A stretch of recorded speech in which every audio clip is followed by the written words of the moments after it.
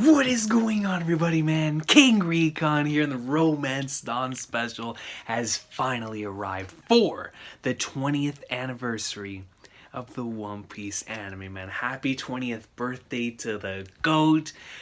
Oh man, dude, so many wonderful memories. I started with the anime before I moved over to the manga.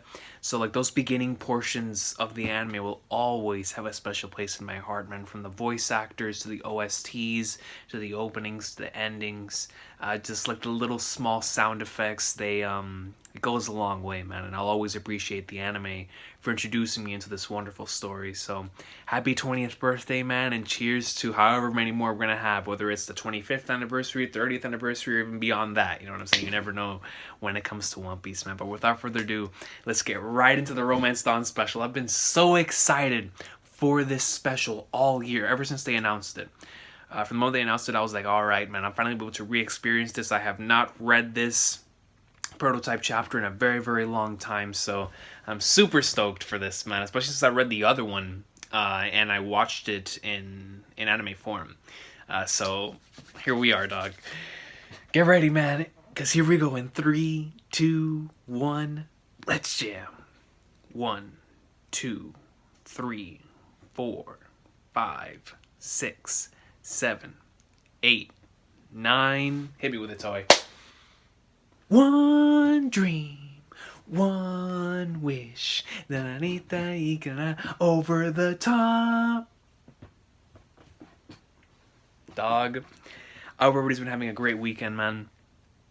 I know that today, whenever I logged on Twitter this morning, and man, it was just a blast, dude. I saw so many wonderful posts, just thanking Toei and the whole One Piece crew over there in Japan, the individuals over here in Funimation, everybody that's ever been involved with the series, for causing it to both be created and to be localized and brought over toward whatever part of the world that you're on. And I just saw so many awesome things, of how the series has impacted so many people, of how the series has connected with so many different individuals from all over the world.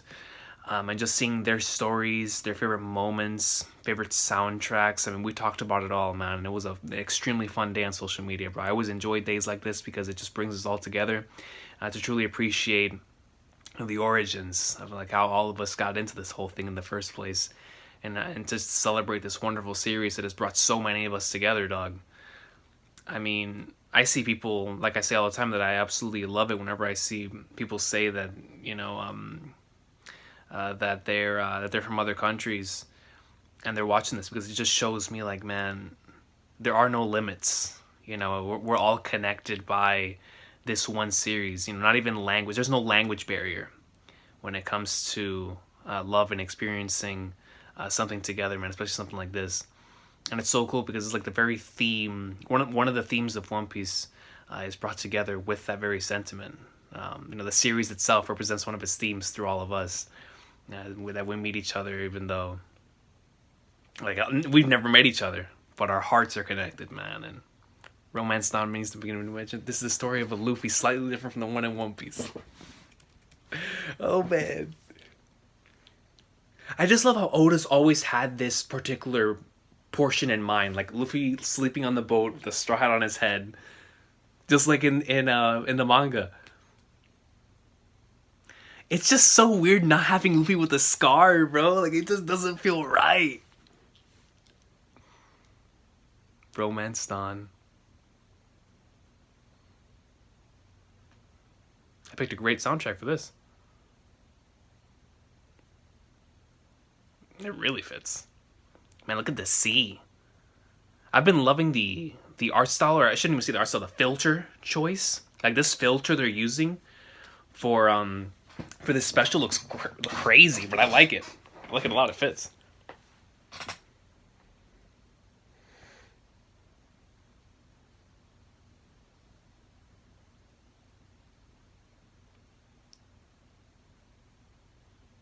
It's a bird, an ostrich, a panda.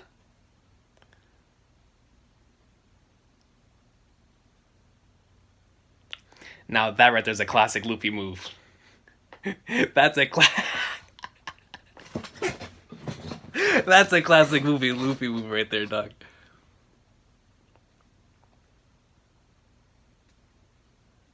They're using Nami's voice actress too? For Anne? Bro, they need to stop using this soundtrack, dog. I always associate the soundtrack with Blackbeard. You gotta stop hyping me up, bro. Y'all know how much I love Blackbeard. Wow, the ship looks beautiful in this filter.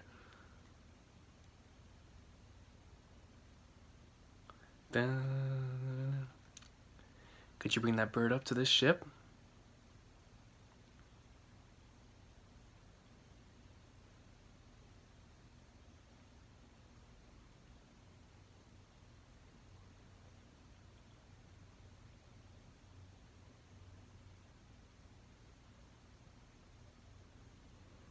Anne. Or as people in the community call her, Vivi Nami.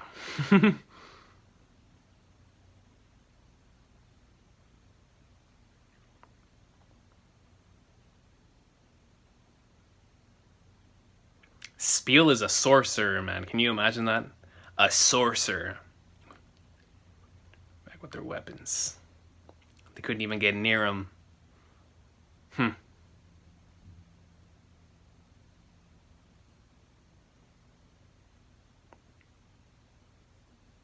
Look at the guy in the far right. That sounds like Lucky Roo. But he ain't nowhere near the Lucky Roo we know. Lucky Roo we know take dubs, yo. That man is a goat.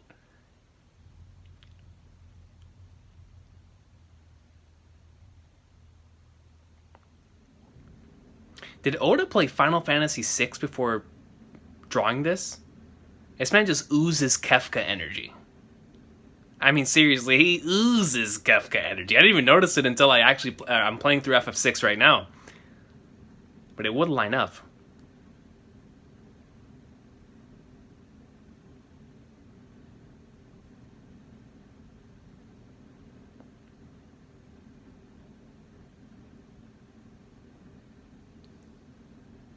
I love how Oda's always intended Luffy to be this way.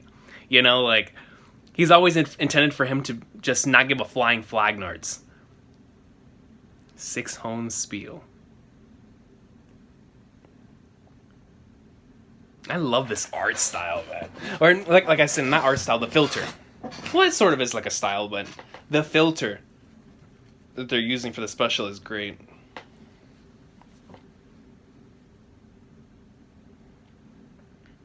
Classic piratey things, right?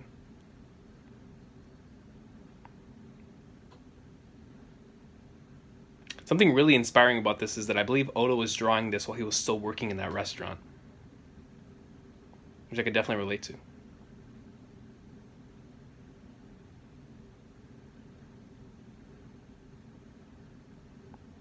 Ruku.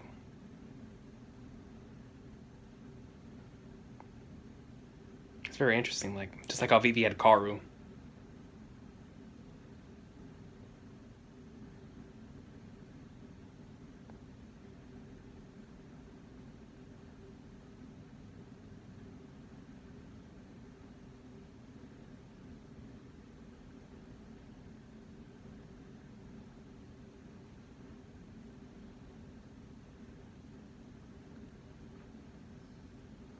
It's as simple as that, you know? Apparently so. But it's just so fascinating to me to see what Oda originally had in mind for this. They're a type of pirates. Relentlessly plunder like the ones on the ship are Morganeers. You see my boy Garp and the Peace Mains going on adventures ripping them off. And Luffy wants to become a Peace Main. The concept for Garp, man.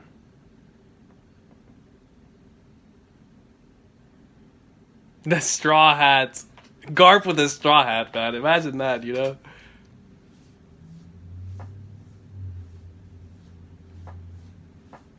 At least he's always intended Garp to be muscular. Extremely muscular.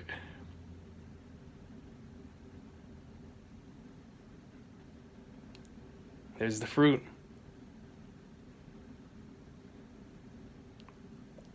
It just makes you think. It's like, man, has he always had like that stuff in his mind for like the origin of fruits and all that stuff?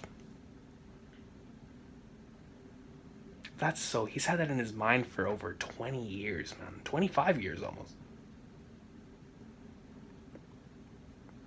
Gomu gomu no mira.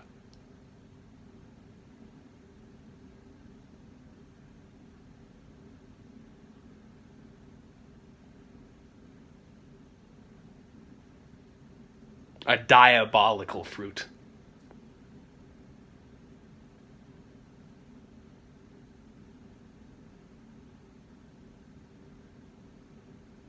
I like this shot.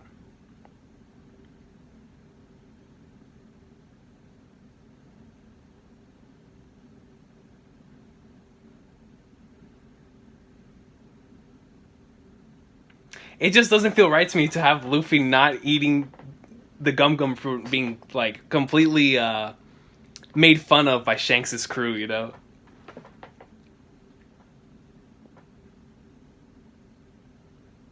Oh, I love the soundtrack, man. Let me raise the volume. Let me raise the volume. The world's #1 Odin store. Become a pirate like you and travel to all kinds of places.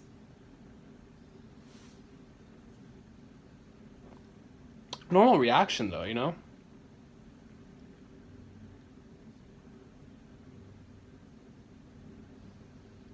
He just wails him. See, it's nothing like ponds or rivers, it's a monster. What'd you do if your ship sank in the middle of the sea? So Nami's there. Man shouldn't cry over such a little thing. Luffy's always had that drop kick, bruh.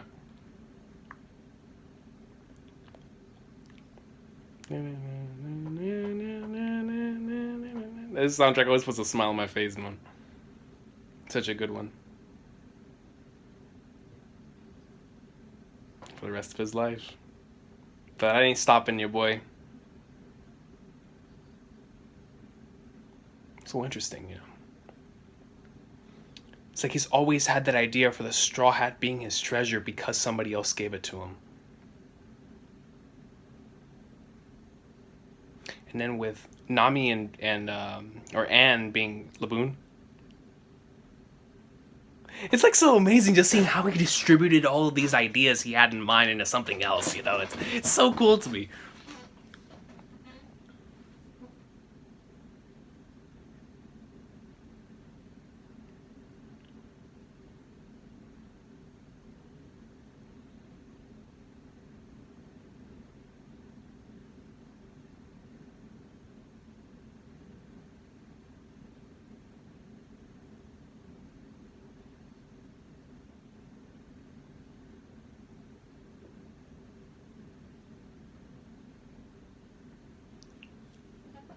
Here we go. Sorcery.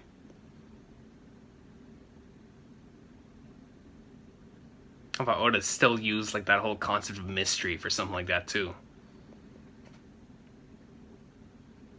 From the very beginning, he's always had that storytelling tactic with him.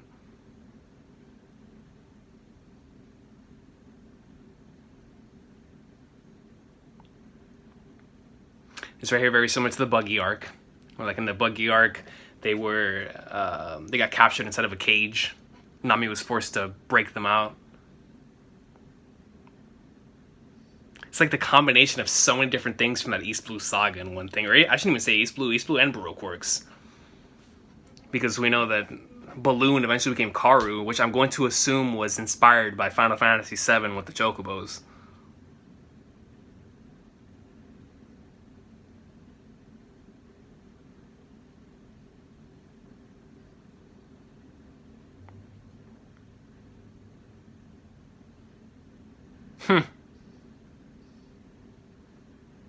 Okay.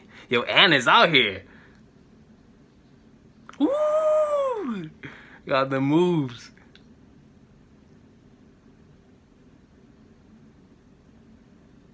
It's very interesting though that and Silk and Nami.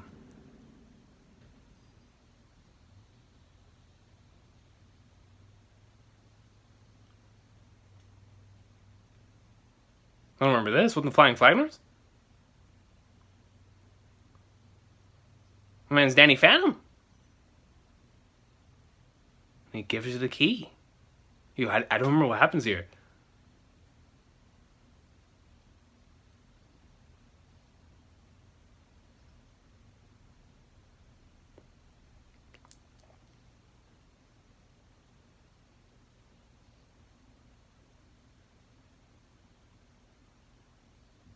Pirates don't keep their promises.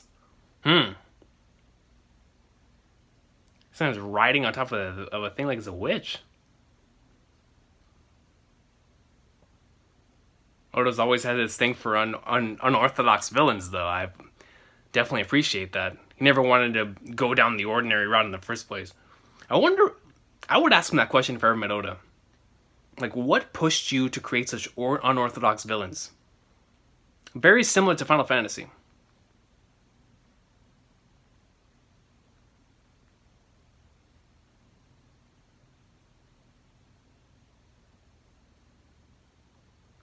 No, that was Beast!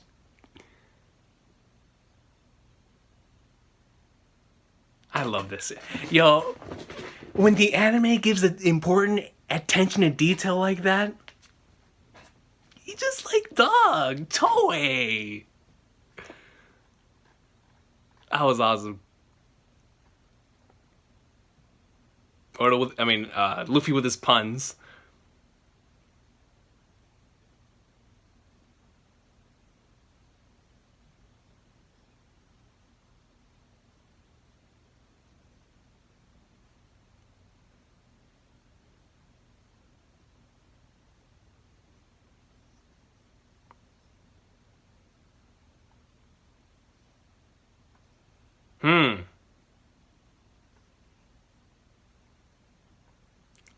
How to get sent flying after he gets shot. But it don't matter. Okay, so this is where Oda had the original concept for whenever in the Captain Morgan arc, Luffy got shot, and they were like, what in the world? He's like, yeah, I made of rubber. So many things from so many parts of the East Blue Saga in one chapter. He has a hammer. Damn.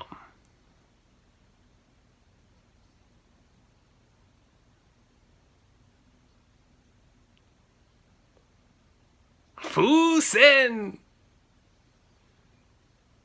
He tried the king.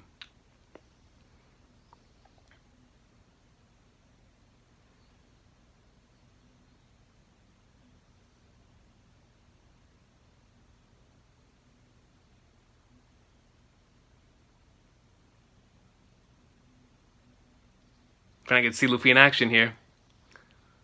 Whip.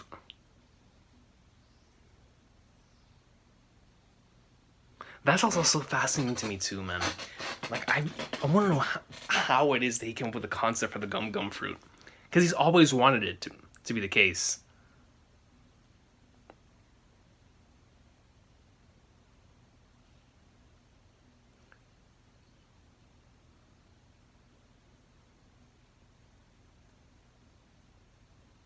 Can you imagine reading this like as an editor in Shonen Jump and being like, a rubber ability?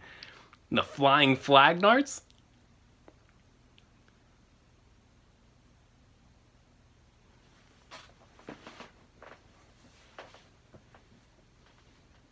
There's been a lot of really nice shots in this episode. The storyboard has been pretty good.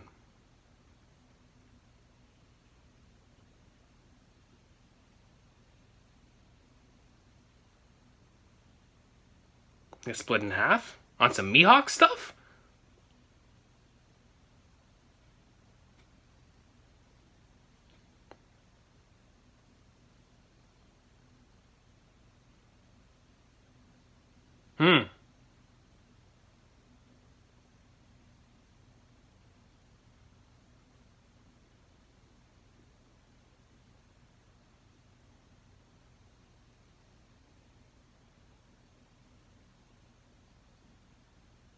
No, not the If You Live soundtrack.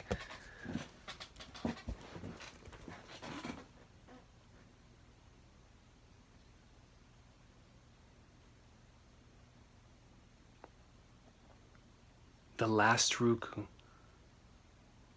extinct species. They believe there was a magical power in Ruku's blood. That's why I got kidnapped. As long as they have me here, Balloon will come back again and again. Of course, searching for the master. Didn't have magical power. But he wasn't special. He's still my most important friend for me. Still maintaining those same core One Piece concepts right there, man. No. Hit him with the Luffy's ear!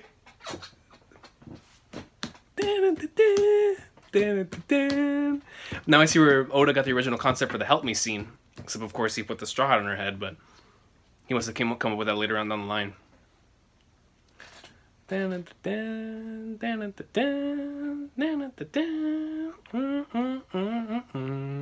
Always love the soundtrack, man. This man's a Kefka wannabe, bro. Could never be on Kefka's level. See, at least Buggy has his own swag, dog. This man right here, he doesn't know what he wants to be. So he's about to get pwned by the king.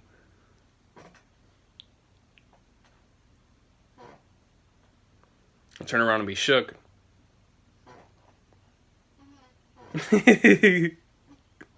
Shocked face.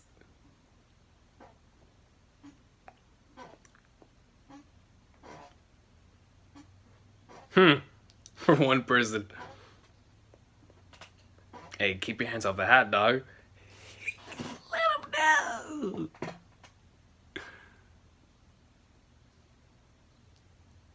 Dun, dun, dun, dun, dun, dun, dun. His right hand. That's it, all the way back there. That's where Oda's love for punching came from. And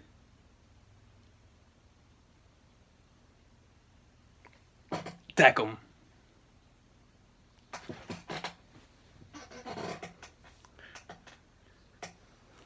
Now you see where all of the amazing and incredible punches came from. You know what I'm saying? He's always had that in store.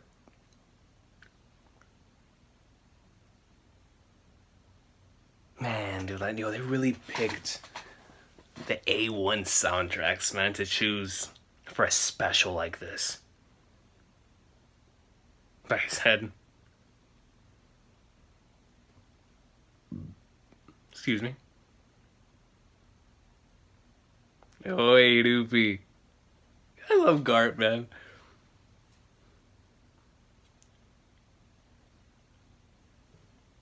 It's not all things that only sparkle. You'll see once you set out to the sea. Hey, man, there's different treasures out there. Which is one of the main themes of One Piece. The sea is great, Luffy. Dun. Hit it, hit it, hit it. Dun, dun, dun, dun, dun, dun.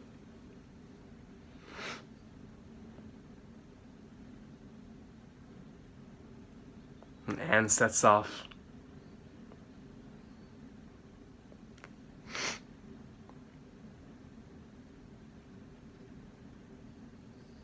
The beginning of a new journey. Several years later, a pirate named Straw Hat Luffy made his name in the world of the sea. Which is also true for Oda. Let's see this preview for next week's episode.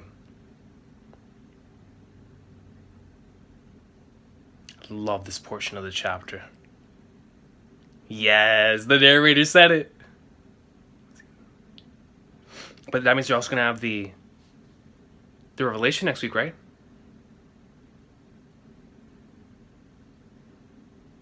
Yeah, they are. I just saw it. Flipping flag, North. Yo, give me one sec, man. Sorry about that. You know, with the weather being crazy right now, with the tropical storm, you know, it's had allergies up and all over the place. So I apologize if I sound a little weird, but that's why. But man, dude, a ton of fun. I always enjoy going back and reading or experiencing both this one, even though I haven't experienced this one in a long time, and the one with Silk, because both of them just showcase so many things that Oda originally had in mind. That's why whenever there's a new revelation in the manga, I always go back to look at like older stuff to see just how far Oda had thought of something like this. Like, where had the idea of something like this come up before? To where how long did Oda have something like that in his mind? Like, stuff like that interests me, right? And so to know that concepts like Laboon, concepts like BV and Karu, and like that entire situation, Luffy and the hat being his treasure, and something surrounding around that, right? Having the Gum Gum ability, him searching out on a journey to go be something of himself, the concept of what a pirate truly is, and what Buggy originally was, what the Orange Town arc originally was, and certain scenes from the Captain Morgan arc, like, just to see all these things that Oda had originally in mind, where he took it out from one chapter. He did the same thing in the Silk arc, where in the Silk arc, or in the Silk one shot, it was definitely a lot more emotional, and he capitalized on those emotions in order to create a more a better character-driven story, at least for me, that I really, really enjoyed. I love that one a lot, because you really see like One Piece before One Piece in that one, in terms of Oda and his emotional storytelling. So whenever, because this one is emotional too, but that one does it very closely to the One Piece that we know, you know. So just being able to pick and from both of those and see like what actually stuck with Oda, what concepts stayed with the series, what themes stayed true with One Piece, and what would later go on to be like distributed between like this arc and this arc and this arc and this arc, but it's stuff that Oda always had in his mind. It's so fascinating to me, because it just shows me, as somebody who's in this field as well of writing, that first idea that you have in mind, sure, like you may want to use it, so stick with it, write it on a notebook somewhere, because you might be able to use it later on down the line. Whereas Oda originally planned to use it all in one chapter, later he used those very same ideas and concepts, but in different arcs and different places where it just fit, and it flowed naturally, right? And it came together. So I always love looking back at the old stuff, because it gives us that type of insight. But overall, man, I loved the filter they used in this special of the soundtracks. It was great seeing Anne in animated form, so now whenever I want to go back and experience the story, I'll have this episode 907, in the anime, to be able to go back and look at that. And to be able to experience the story once more, man. I really, really want to know if Oda was playing FF6 before writing this, because he's always had a clown in mind, obviously, for one of his first villains, but like, just to see the difference between this dude and Buggy, like, Buggy just has his own style. Like, from the moment that I saw Buggy, I was like, yo, this is my dude. I love him, dog. He's a massive troll. But in this guy's case, he's more malicious. He's more like, he kind of acts like the way that Alvida acted in the beginning, and not even that. Like, this dude just seemed like a run of the mill fodder villain that you would take out in chapter 1 or something like that. But we see how Oda even evolved there. Like, he's always had the design aspect. Oda's always had the idea of being unorthodox. You know, with Luffy having the Gum Gum fruit, the way that he utilizes certain storytelling beats, and then with the way that his characters look, he's always made them want to look different, right? But I guess through learning and through continuing to create and continuing to like draw and write, he started writing more, I want to say, villains that fit the style of his that fit his style. Because a character like this, that's in this special, works because you want to see Luffy just punch him in the face and send him into the flag toss, which is exactly what happened. But in the actual series, each one of the main antagonists that we have, even if the arc is like 1 episode or 100, they all have like those signature styles of dialogue or abilities or things that just make them so unique that they're not like your run-of-the-mill antagonists. They're all special in their own unique ways. Even whenever you look back to like Captain Morgan or Alvida, or like in that early stuff with Buggy, they're all extremely different and unique compared to the ones that we see right now. Like he's always gone by and done that. It's just so interesting to me because antagonists and villains are huge for me because they are what drives the story forward. And to see that Oda evolved from also writing this type of villain to writing the types of villains that he would write later on, it's just Oda must have learned so much from initially trying this and pushing it out there, and then like a year passed, and I don't know where it is. Maybe it was with himself or just listening to editors, listening to other people, but he really learned how to take it easy and really put his own style into the way that he tells his story. And it's so fascinating to me. Like I love it because it's, like I said, it's inspirational for someone in this very same field. Like, yeah, man, you may think you know what you're doing when you're first starting off, but you need to do it a couple times to really get your own style out there, you know, because we see that he always had his own style from a drawing standpoint, from a writing standpoint. We see that from chapter 1 in the actual manga, it's there. Like, that's One Piece, and you won't find any other series that feels that way whenever you're reading it. And so he immediately found his own style, and like you feel that in the two Romance Dawn prototypes, but you see that it was that slow evolving process of Oda getting into this field, getting into becoming a manga creator, and then eventually getting the greatness that we got, man. So I'm so happy we were able to witness this as a 20th anniversary special, because it's just like I always say, I love watching these specials because it makes me truly appreciate the One Piece that we actually got. You know, the One Piece that came about through trial and error, and the One Piece that came about through hard work. And Oda working in that restaurant and continuing to go home and probably collect ideas, do a whole bunch of research, and eventually come out with these one-shots, which would later on later lead to him writing the best-selling manga in history, man. So it's super inspirational. Really, really enjoyed going through the special with y'all, man. And can't wait for more. Can't wait for the next episode. This week we're gonna get some Stampede greatness. At least I am. I think some of you have watched it in the parts of the country or in the parts of the world that you're from. But I haven't been able to see Stampede yet, and I cannot wait to watch it later on this week. And then tomorrow I'm hoping to do another special video for the 20th anniversary, so look forward to that. But aside from that, man, I hope everybody has an awesome of a day, man. Take care. Romance Dawn greatness. Let me know what y'all thought about this special. And do you also find it interesting to go back and look at Oda's origins and how he's picked certain things and really stuck with them to the actual main series? Because that stuff is so interesting to me, or it's so interesting to me, man. So yeah, man, I will see everybody later, man. Have an awesome day. Pray for your boy so that I can get better, my voice can get better, so I can come back and make some more content, man. But y'all have a good one. Peace out. One Piece greatness. I'll see y'all next time.